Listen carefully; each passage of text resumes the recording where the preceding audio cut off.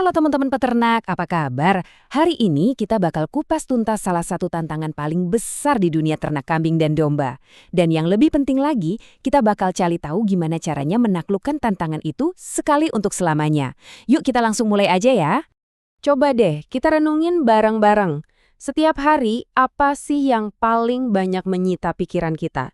Yang kadang bikin kepala pusing 7 keliling, apalagi kalau musim kemarau datang. Saya yakin banget jawaban di kepala kita semua pasti sama. Nah, bener banget kan? Pakan, ini dia biang keroknya. Ini pos pengeluaran yang paling gede. Dan jujur aja, selama kita masih sibuk setiap hari keliling cari pakan, bisnis peternakan kita ya gitu-gitu aja, susah buat berkembang. Terus solusinya gimana dong? Kita harus ubah total cara berpikir kita. Dari yang tadinya mencari pakan, sekarang kita harus memproduksi pakan kita sendiri.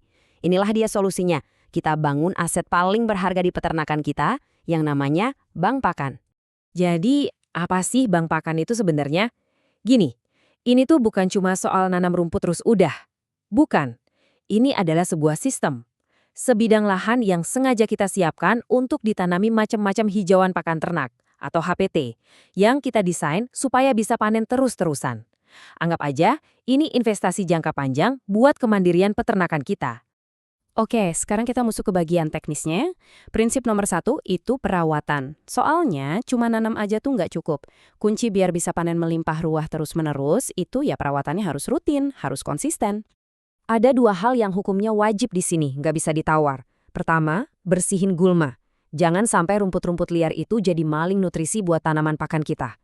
Kedua, dan ini penting banget, begitu selesai panen, langsung kasih pupuk.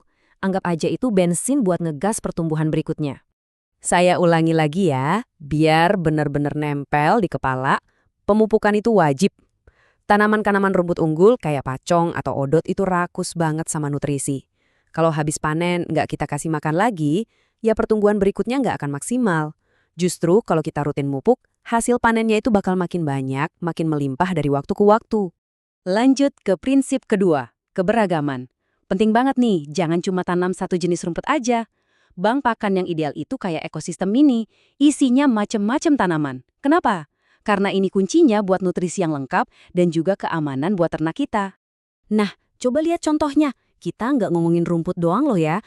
Kita bicara soal kombinasi tanaman rambanan kayak singkong karet, indigo vera, terus ada juga rumput unggul kayak pacong. Bahkan daun nangka dan daun pisang pun bisa jadi bagian dari sistem ini.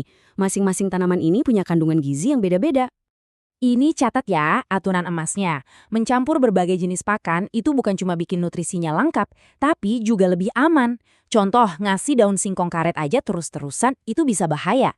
Tapi kalau dicampur sama tanaman lain, semuanya jadi saling melengkapi. Aman dan malah jadi superfood buat ternak. Nah ini nih bagian yang paling keren dari strategi bank pakan. Coba perhatiin deh perbandingan siklus panennya. Tanaman rambanan kayak daun singkong itu bisa kita panen tiap 20-25 hari. Sementara rumput budidaya butuh waktu 40-45 hari. Artinya apa coba? Artinya dalam satu siklus panen rumput, kita bisa panen rambanan itu 2 kali. Jenius kan? Coba lihat alurnya. Kita panen rambanan di tengah-tengah siklus rumput. Nanti pas rumputnya udah siap panen, rambanannya juga udah siap dipanen lagi. Ini yang bikin aliran pakan di peternakan kita nggak akan pernah putus. Sekarang, coba kita berandai-andai sejenak. Kalau bank pakan kita udah jalan dengan baik, kira-kira apa yang bakal berubah? Ini bukan lagi cuma soal pakan yang banyak ya, ini soal transformasi total cara kita mengelola peternakan. Perbandingan ini udah ngejelasin semuanya. Dulu, fokus kita tiap hari cuma gimana caranya cari pakan. Stres, apalagi pas kemarau. Sekarang, fokus kita bisa pindah ke hal yang lebih strategis. Kesehatan ternak, program breeding, sampai penjualan. Dulu biaya pakan nggak kekontrol. Sekarang kita bisa fokus mikirin keuntungan dan bikin usaha turunan. Mau musim hujan atau kemarau, pakan aman. Kutipan ini benar-benar merangkum semua obrolan kita hari ini. Intinya, menyelesaikan masalah pakan itu seperti membuka gembok. Begitu gemboknya terbuka, semua potensi lain dari peternakan kita langsung kelihatan. Ini fondasi yang bikin kita bisa membangun bisnis yang jauh lebih besar dan lebih untung. Jadi saya mau tinggalkan satu pertanyaan buat Anda semua. Coba bayangkan sejenak, urusan pakan udah beres, melimpah berkualitas, waktu, tenaga, dan uang Anda sekarang jadi lebih bebas.